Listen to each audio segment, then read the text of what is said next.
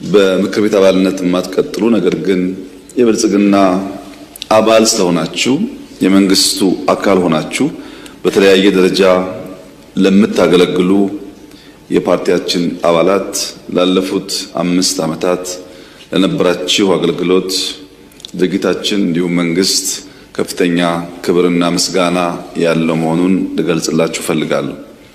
በተጨማሪም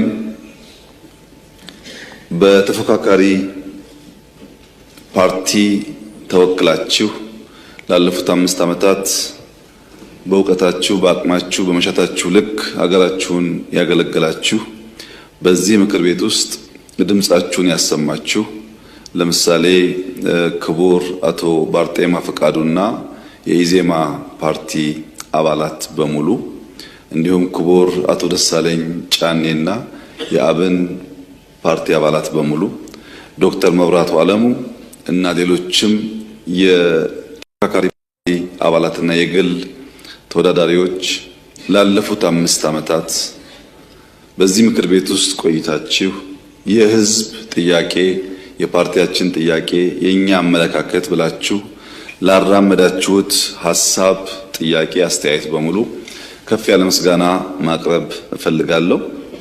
አንዳንዶቻችሁ በሚቀጥለው ምክር ቤት ከኛ ጋር የማትቀጥሉ መሆኑን የዘንድሮ ምርጫ ያሳየ ቢሆንም ክቡር አቶ ደሳለኝ ጫኔ የመጨረሻ ያሉት ንግግር የመጨረሻ ባይሆን የመንግስት ምኞት መሆኑንና ከምክር ቤት ውጪ እነዚህ አባላት ከመንግስታችን ጋር በጋራ ሆነን ኢትዮጵያን እንድናገለግል በተከበረው ምክር ቤት ፊት ጥሪ ላቀርብላችሁ ፈልጋለሁ። መንግስታችን እናንተን አካቶ ኢትዮጵያን ማልማት ይፈልጋል።